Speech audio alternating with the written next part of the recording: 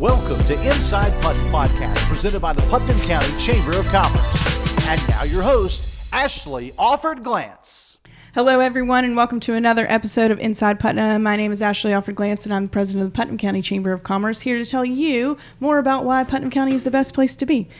Today, our guest is Brenda Bates with Grounded in Peace. She owns a local yoga studio, and we're going to talk to her today about her business and being a small business owner. We're going to talk about relaxation. We're going to talk about all kinds of things and maybe do some yoga. Probably not, though. Brenda, thanks for being here with us today. Thank you for having me. Excited to have you. Me too. Is this your first podcast? It is. Great. We love it. We love it. A lot of our chamber members have not been on a podcast before, and honestly, I haven't hosted one that long, so we're all new to the game here. Brenda, why don't you tell us a little bit about yourself?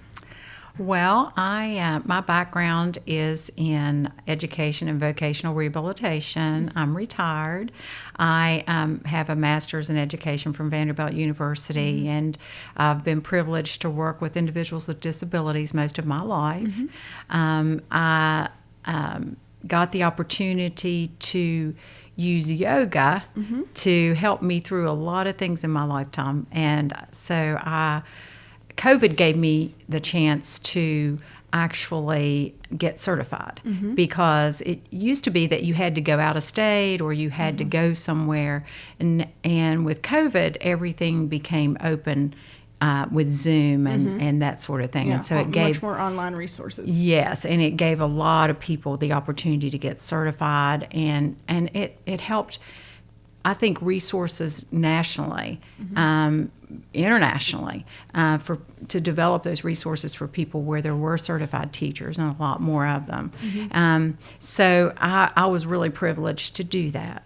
And my background in yoga, I started yoga when I was in high school, and I've practiced it at different times in my life. And my dream was to own a yoga studio and to teach yoga. So when I got the opportunity, I retired early and took over the studio.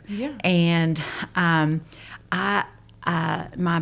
in yoga, I have over 1,000 hours of training. I'm an advanced yoga instructor.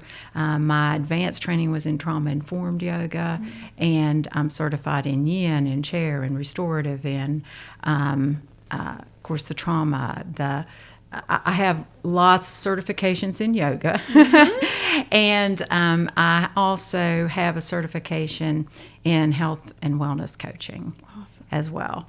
So I love.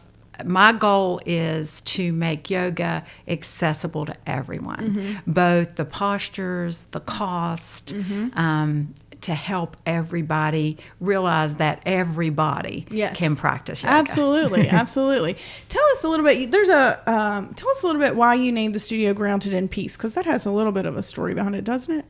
Yeah, I was looking for something that represented that wholeness of yoga. Is not just about the asanas or the postures.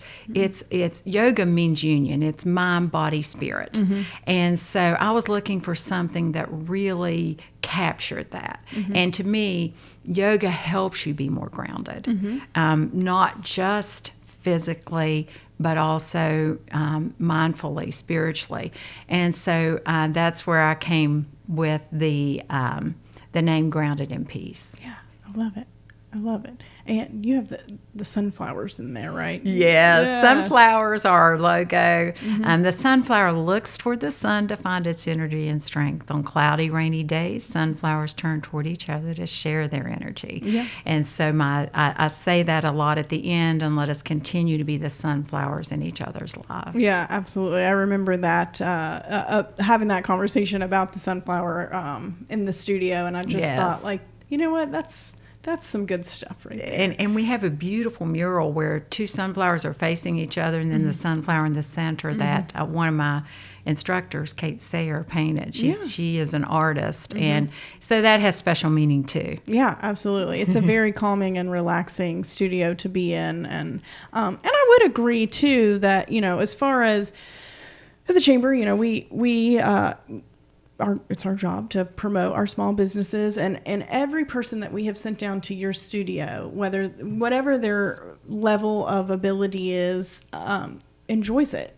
People that don't think that yoga is for them, or that they're physically capable of it, or that it's, they don't start it until later in life, or, whatever it is. Every single person that has gone to your studio and has given us feedback has really enjoyed themselves there and found, that place where they feel comfortable in a situation in which might not be their exact comfort level. So I think that speaks to you and to your thank you. That's wonderful to know. I'm also certified in yoga coaching, which is one-on-one or 1-to-2 coaching. And a lot of times when we have someone and they're just not sure, then I'll spend, 3 or 4 half-hour sessions with them to get them started and get them placed in a class. And all of our classes are accessible to everyone. And so that's a rewarding thing too, when I see people who have all kinds of abilities and disabilities, and they are able to overcome that through the practice of yoga and accessible practices where we use props and other things to help individuals. We also have chair yoga, and chair yoga, you can use the chair as a prop. So literally anyone. What a lot of people will say, well, I don't think I can get down on the mat. There's an app for that. There is a posture for that. There's a prop for that. Everything that people say, I've never seen anyone I haven't been able to help do some practice of yoga. Well, the important thing too is just to get moving and to keep moving, whether it is with a prop or with something. That's right. In some capacity. Yeah. And I think that's the important thing about it is everyone can do it. It just may look different for every single person. That's right. That's exactly right. So you had touched on this a little bit earlier about how you were working, but it was your dream to start the studio or to own the studio, and so you retired early and went ahead and took over and renamed the studio Grounded in Peace and all of that. But what advice would you give somebody that's in a similar position where they have a full-time job, they're doing their thing, working at a company or another organization or something like that, but their dream is to go out and be an entrepreneur and to own their own business? So what advice would you give to somebody, or what were some of the the obstacles or things that you went through prior to owning Grounded in Peace? Well, I think that's an interesting question, because part of my job when I was working was to license blind vendors for small business. So it was a small business enterprise program in West Virginia. And it's so different being on the other side of that. I did that for all of those years, and really we wrote manuals for how to survive in business, what to do. But it is so different when you're on the other side. And I think one of the main things I learned is I was so excited, and I had this tiny pot of money that I used, and it was gone like that because I wanted the studio to look perfect. I wanted all these things. And when I look back on it, I should have paced that out a little better, because the investment that you make in the beginning will go faster than you think. There's always something that comes up. And so I think slowing things down in your mind, getting started easily, just getting into the process, learning just when taxes are due, when they're not, finding out, hey, if I make this much money, when do I report? Do I need to report quarterly or annually, or how? All of those things are part of that business process. And I think the SBA has a really good program for that, for people. And we would send some of our folks through that. So I think all of the information you can have about running a business is so important. We all know our craft or our what we are working toward or what we do. I mean, we're all experts in our field or experts in what we're going to do. But the hard part is just the whole business part and learning to manage that. And making sure you keep track of everything. And talk to an accountant about if you don't use an accountant, at least make an appointment and talk to a CPA or an accountant and say, I'm getting ready to start this business. What all and what do I need to do? And a business Yeah. plan. Who is your target audience? What is it you want to do? What kind of marketing can you afford?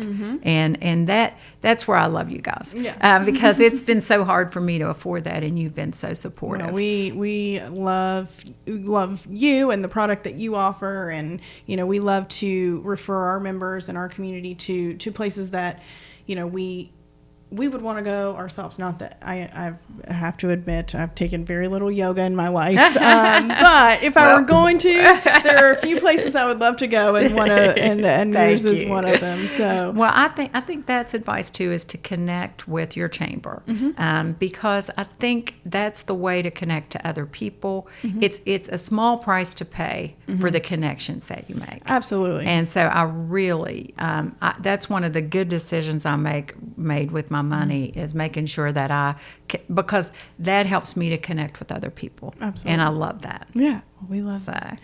What do you love most about doing business in Putnam County? I was raised in Putnam County. I've lived here my whole life, and it is my favorite place to be. It's my happy place. And I think the chamber, I think Hurricane is a wonderful place to live. It's a wonderful, the whole community is supportive when you need something. We have a good mayor who's proactive. We have, everything is growing, everything is happening. And I haven't met any resistance in anything I've tried to do. And I am within the Hurricane City limits, and I thought, I have to pay B&O taxes. Yeah. But you know what? That's a small thing. Yeah. It's a small thing to have the privilege of operating in this county. And, we provide services. We'll come to you. We will set up groups for you. And we provide services for all groups, whether we've had kids from 5 years old to, I had a lady who was 80. Yeah. So, I mean, actually I've had several people in their 70s and 60s, 70s. And throughout the aging process or throughout that spectrum. So we have people certified in kids yoga. We have a lady who's certified in meditation, Christine Anderson. Kate Sayre is certified in kids yoga and does other yoga too. So we have so much to offer the county. Yeah. And I think, and the people in this county. And I think it's kind of a sort of best kept secret, because we're like a really small studio and But you do offer a lot. we offer a lot. It is it's yoga and wellness center. Yeah. So I wouldn't want to be in business anywhere else than Putnam County, West Virginia. I love it here. Awesome. If somebody was interested in learning more about you and the studio, how should they contact you?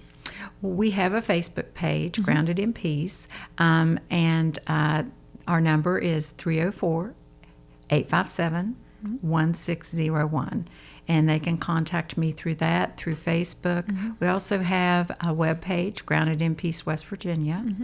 So WV. So we have multiple ways that people can reach us and contact us. We are the studio is open Tuesday through Friday with our partners. We have partners in the studio with us. There are two massage therapists, Whitney Mollahan and Holly Hoffman, and they both provide massage services, and they're our partners. So the studio is open all the time. We may not be there, but one of them will be. Yeah. And they can give you information or tell you what you need to know, or so there are lots of opportunities to reach us. Yeah, absolutely. We need to probably reshare that information too, that they've moved in with you, and people can find out more about them as well. Yes, At Wits End is Whitney's business, and Holly Hoffman massage therapy.